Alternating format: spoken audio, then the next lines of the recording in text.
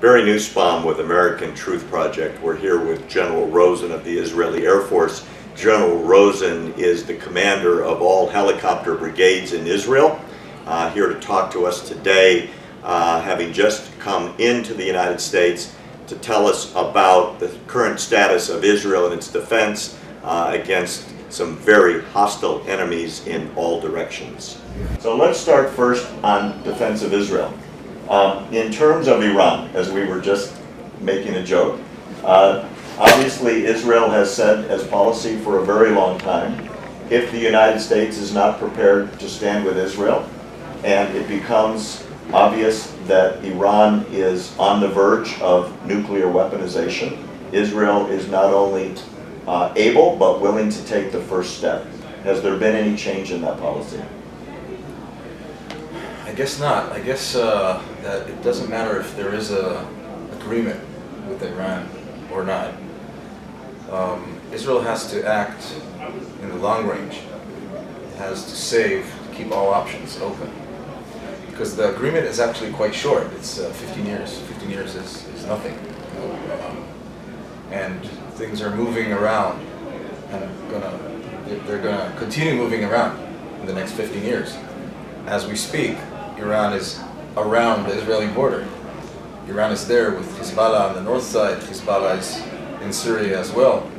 So we need to not only take care of nuclear Iran, we have to take care of Iran's influence around Israel.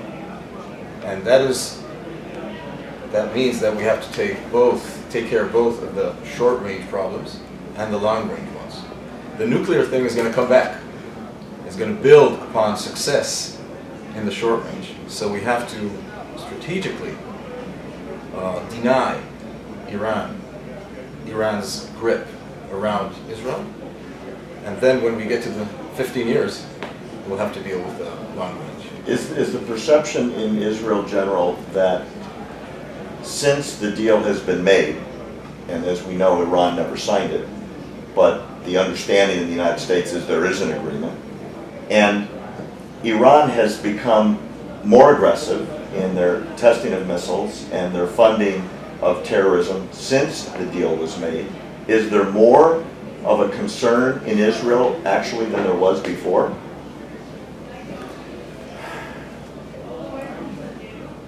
We cannot deny that it's a good thing that there is some kind of agreement, okay?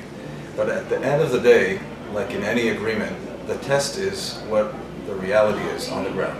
What's happening actually on the ground. Now in the nuclear arena, maybe there's a halt, okay? But again, in the long run, it's going to come back. If information is there, and if they're going to continue and build their knowledge and test and missiles, what's the message? What's the message from that fact? So what is the message that Israel takes? The message is very clear. We need to keep on our efforts, go on with our efforts to defend Israel. That means that we need a very strong ballistic defense mechanism. And we need to work with our allies, and we need to work around Israel to prevent Iran from having a grip on our border. Israel does not have a grip on Iran's border, but Iran has a grip on Israel's border, and it's spreading, it's widening. So that's a worry for Israel. If the Syrian regime, let's say there is some kind of deal or development in Syria, and power is shared there, Iran might look like if it's part of a solution, part of the solution. Hey, let's give them control. No, Iran cannot be part of the solution in Syria. Israel is not expanding to Iran. Iran is expanding to Israel. Right. And it's saying it very clearly, very loudly. So we have to deal both with that and with the nuclear issue. And we have to make sure that Iran does not spread the nuclear knowledge to terror organization. It always works proxy. Why should it stop now? It will gain more funds, more knowledge in the future, and it will be capable to do anything. So is there a perception that the 150 billion that's already been released from Iran is already being spent on terror support in the areas around Israel? There's nothing that indicates that it's going to change. It's just going to make them stronger, and that this vector is going to continue. They're supporting whoever they can support that intimidates Israel, whether it's Hezbollah or Hamas, even though they're not, the same religion, and fighting each other and killing each other in Syria. So it's, whoever can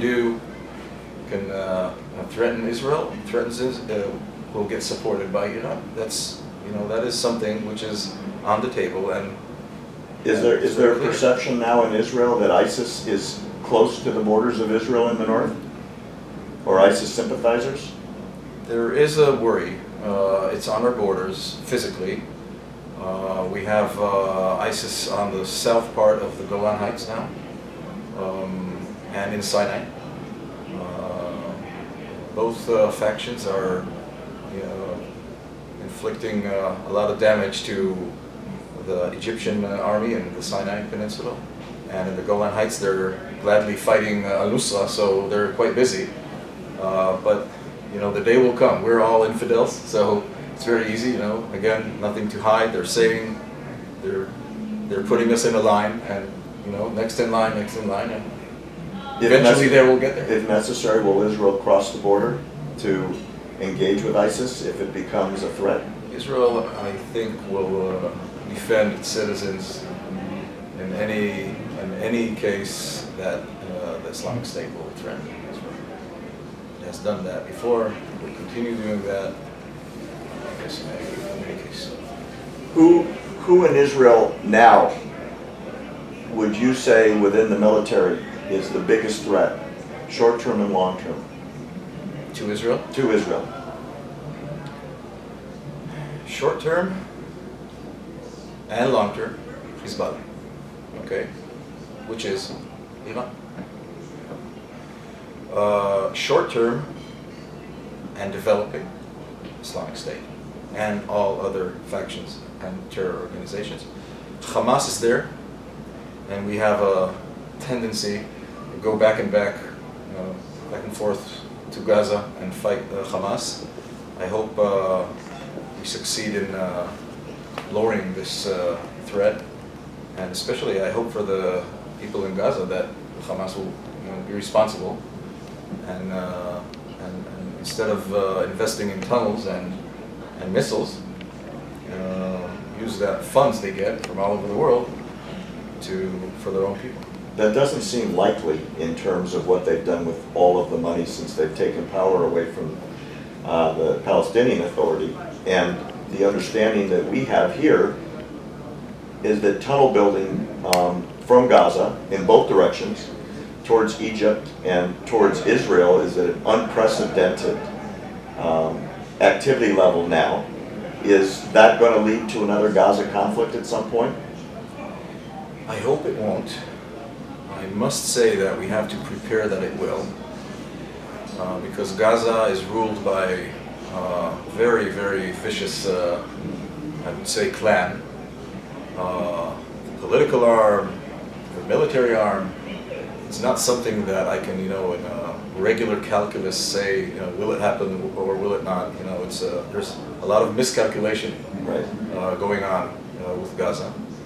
But I must tell you, we tend I would say in our Western minds to look for solutions, and if possible, quick. It's important for democracies, for politicians, for politics. But I think, in Arabic there's a word, it's called sumud. It's, patience. We have a problem around us, many problems, many different problems. We won't reach solutions so fast. We also need, Israel is part of the region where we live in the region. We don't need anyone to tell us there's no problem with persistence. We live there. We need to be persistent because it's our home, our homeland. But we need to be very patient because we're not going to change the Arab way of thinking so fast. So we need to be patient. We cannot changed regimes, we've gone past that. Put this guy we like and this guy we don't like. It doesn't work like that. Life's much more complicated. And I think the main thing is our neighbors all around, the ones that decided that Israel is not a problem, it's part of the solution to the Middle East, are doing good. Well, let's talk about that for a second. The Sunni states seem to be, especially Saudi Arabia and Jordan, seem to be the most open to cooperation, even on a defense sense, with Israel's military than ever before, specifically with the Air Force. Can you tell us a little about the joint cooperation that's going on?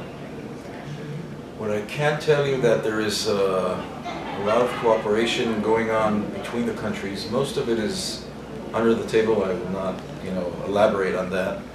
But I think good things are evolving, and I think it's best, because of the delicate situation we are in, it's best that it's kept like that way. But again, I really think that it's important to understand, and I say that to all our friends around that live with us, Israel is part of the solution, not part of the problem. And if we cooperate against the common threats, I think we will get to a better place than instead of fighting all ways. It just won't work. Terrific. Thank you very much, sir. Thank you. Appreciate it so much.